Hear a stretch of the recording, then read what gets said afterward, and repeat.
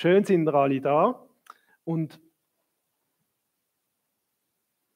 ich muss sagen, ein bisschen sieht man es mir an. Ich tue gerne essen. Und wenn ich amigs in den Wegen am Mittagessen bin, tue ich amigs nachsalzen. Und vor allem so über das Gemüse ist halt manchmal schon gut noch so ein bisschen Aromat drüber. Und die Leute sagen nachher immer, tu nicht so viel Salz drauf, es ist viel zu viel. Und eigentlich wüsste ich es ja, aber es braucht einfach ein bisschen Geschmack, das Gemüse.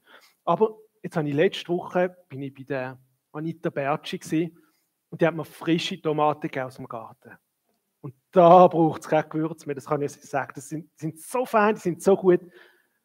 Wow. Oder die andere Woche bin ich bei Turms auf Besuch gewesen, und dann habe ich selber gemachtes Brot bekommen. Ganz etwas anderes aus dem Coop. Nichts gegen den Coop, ist super, aber selber gemacht ist es immer noch. Selber gemachtes Brot. Wow. Und heute geht es nochmal über das Brot. Ja, nochmal. Die schon ein paar Mal da sind, die letzten paar Sonntage, die haben das schon mitbekommen. Das Brot kommt einfach immer wieder, schon am Öschenensee, schon die letzten paar Sonntage. Das Brot lässt uns einfach nie los. Und es hat einen einfachen Grund, und zwar kommt das immer wieder in dieser Bibelstelle, wo wir dran sind. Und ich lese gerade mal den Bibeltext lesen von heute, aus dem Johannes 6, 28 bis 34. Vielleicht zuerst noch ein bisschen den Kontext. Wir hatten das Wunder von der Vermehrung vom Essen. Nachher ist Jesus auf die andere Seite gefahren vom See. Die Leute sind ihm nachgereist, haben gesagt, mach noch mehr Wunder für uns. Und nachher sagt Jesus, ihr kommt doch nur wegen Wunder zu mir und nicht, weil ihr mich wirklich sehen wollt. Und nachher fragen die Leute, was sollen wir denn nach dem Willen Gottes tun? Was sollen wir denn nach dem Willen Gottes tun?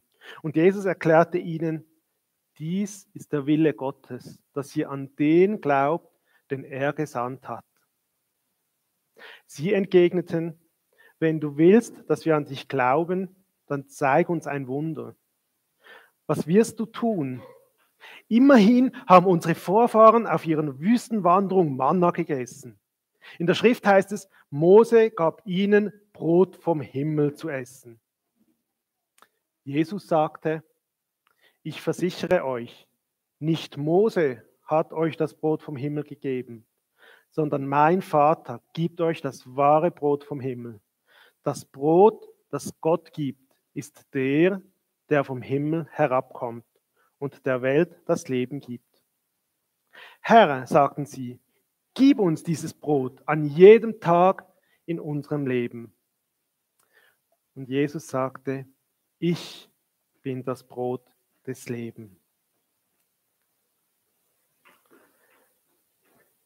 Die Jünger haben das Wunder gesehen, nicht nur die Jünger, sondern die ganze, ist eine riesige Masse, die 5000 Leute vom vorherigen Tag, wo Jesus nachgereist sind, die haben das Wunder gesehen und jetzt sagen sie, nochmal ein Wunder. Es hat noch nicht gelangt, ich wollte noch mehr. Wir haben das schon letzte Woche gehört, beim Kriegel, der Unterschied zwischen einem Wunder und einer Sensation. Eine Sensation, wo es nur darum geht, noch mehr zu sehen, noch mehr mitzureden, noch mehr wie dabei zu sein, und ein Wunder, das eben etwas in unserem Herz verändert. Und das ist bei diesen Leuten, sie haben einfach noch mehr sehen von dem, was Jesus da Spektakuläres macht. Sie haben am vorherigen Tag haben sie ihn sogar zum König machen. Sie haben gesagt, du kannst gut Brot machen, dass wenn du König bist, dann haben wir kein Problem mehr. Dann immer genug zu essen, dann ist alles gut, wird du unser König.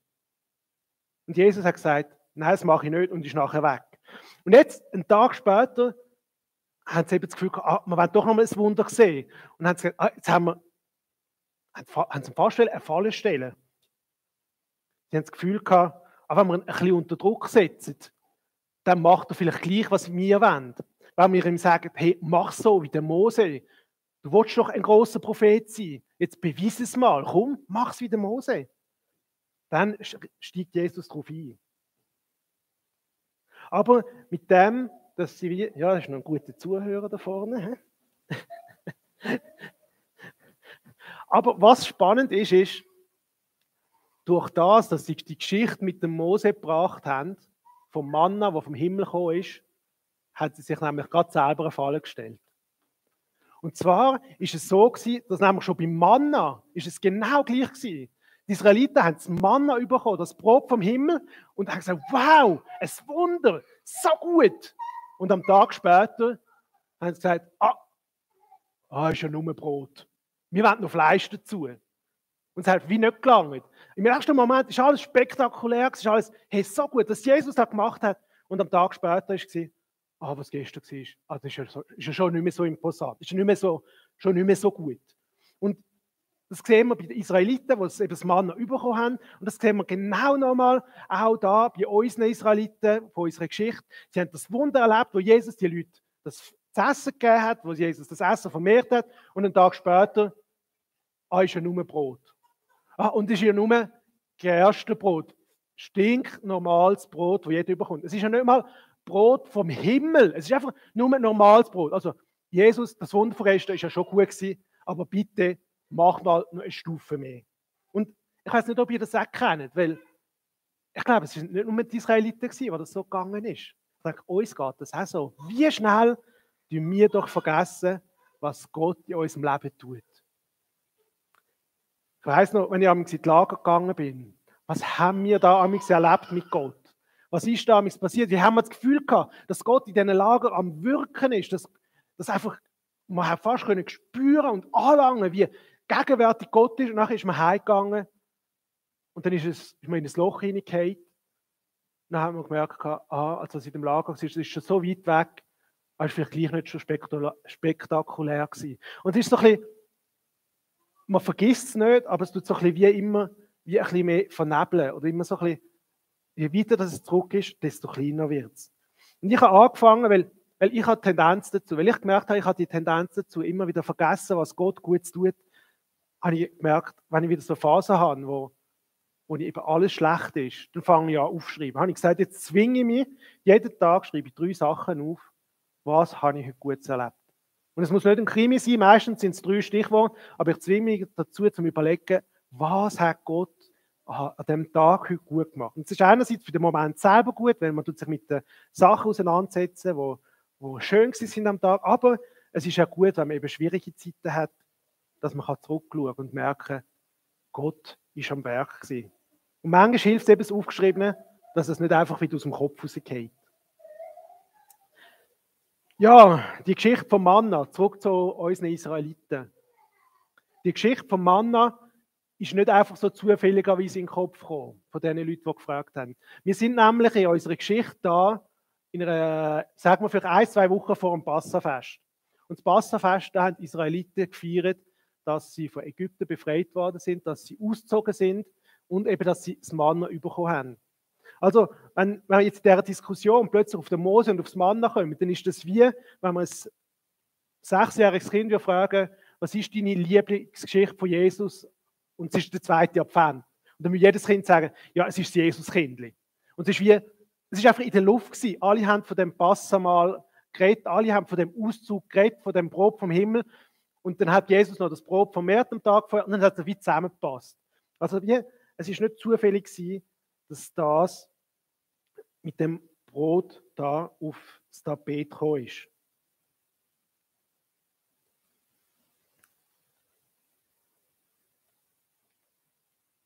Ja, eben, sie haben von Jesus nochmal ein Wunder wollen. Und Jesus sagt zu ihnen, wenn ihr an mich glaubt, dann gibt es das Brot. Und für sie haben das schon verstanden, aber sie haben nicht das Gefühl gehabt, wir glauben nachher an ihn als der Retter oder als der Messias. Für sie ist es, wenn wir glauben, dass er ein Prophet ist, dann gibt es quasi das Wunder.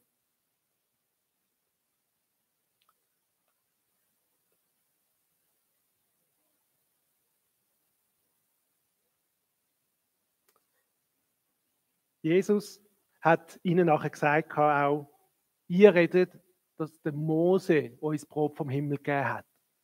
Aber da ist etwas nicht ganz richtig. Es war nämlich nicht Mose gewesen, sondern Gott hat das Brot gegeben. Und wir haben manchmal das Gefühl, unsere Inspiration oder das, was uns stärkt im Glauben, kommt vielleicht von einer Predigt oder von einem Buch, das wir lesen oder von einem YouTube-Video, das wir sehen. Aber der uns wirklich Nahrung gibt, ist Gott und nicht quasi einfach nur das Mittel, was passiert. Ja, und am Schluss war nachher eben noch, sie haben dann eben das Gefühl gehabt, okay, Jesus sagt, ich bin wie der Mose. Mose hat Brot gegeben, dann kann er uns jetzt auch Brot geben. Und zwar, gib uns dieses Brot an jedem Tag unseres Lebens. Also quasi Automat, Jesus, wir haben Hunger, gib uns Essen und dann ist gut. Wir sehen die Entwicklung in dieser Geschichte. Am Anfang ist Jesus nur der Versorger, der quasi für die Leute das Essen liefern soll. Dann hat das Gefühl, okay, er ist ein Prophet und er soll das jetzt beweisen. Und in dem Moment, wo sie checken, dass Jesus eigentlich sagt, er ist Gott oder er ist der Messias, dann geht es drüber und drunter. Doch wie das genau passiert und was da passiert, das hören wir erst nächsten Sonntag.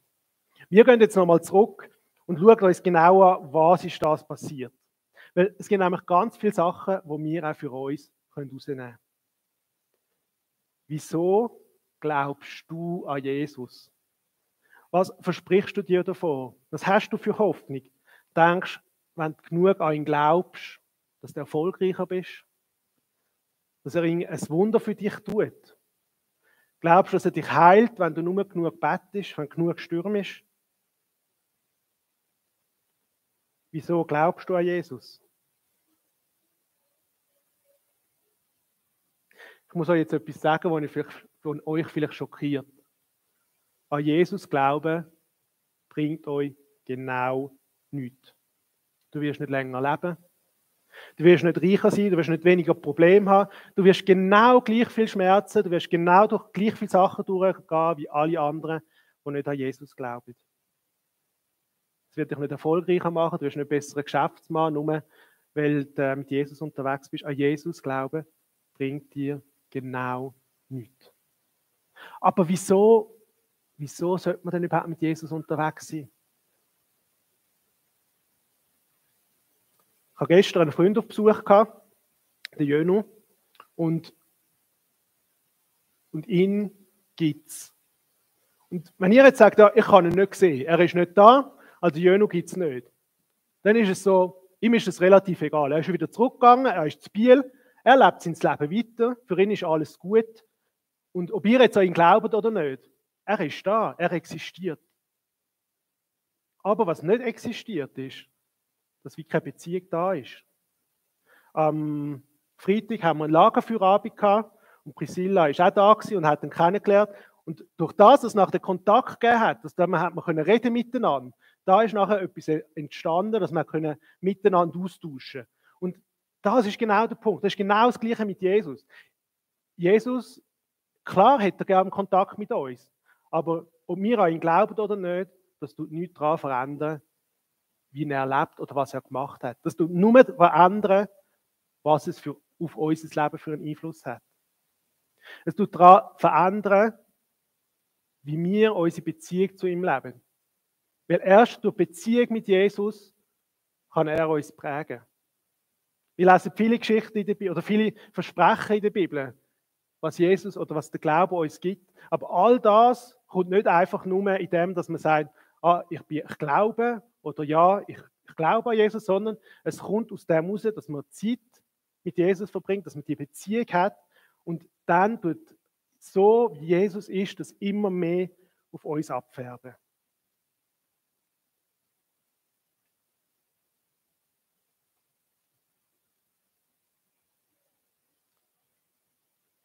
Und jetzt höre ich auch noch Stimmen von euch, die sagen, ja, aber dann gibt es ein ewiges Leben. Das heisst ja, man muss nur an Jesus glauben und dann kommt man das ewige Leben über. Und das stimmt, das steht sogar im gleichen Kapitel ein bisschen später, denn mein Vater will, dass alle, die seinen Sohn sehen und an ihn glauben, das ewige Leben haben. Und das stimmt. Das bringt es quasi, wenn man an Jesus glaubt. Aber wenn wir nur an Jesus glauben, in der Hoffnung, dass wir am Schluss das ewige Leben haben, dann ist das genauso wie die einfach zum Jesus gegangen sind in unserer Geschichte, weil sie mal ein Wunder haben wollen sehen. Ich glaube, und dafür komme ich Brot über. Ich glaube, und dafür komme ich das Leben über. Und das ewige Leben über. Aber Jesus sagt, ich will mehr. Ich will eine Beziehung mit dir. Ich will mit dir zusammen unterwegs sein. Und ich will, dass durch unsere Beziehung, durch das zusammen unterwegs sein miteinander, dein Herz sich immer mehr verändert.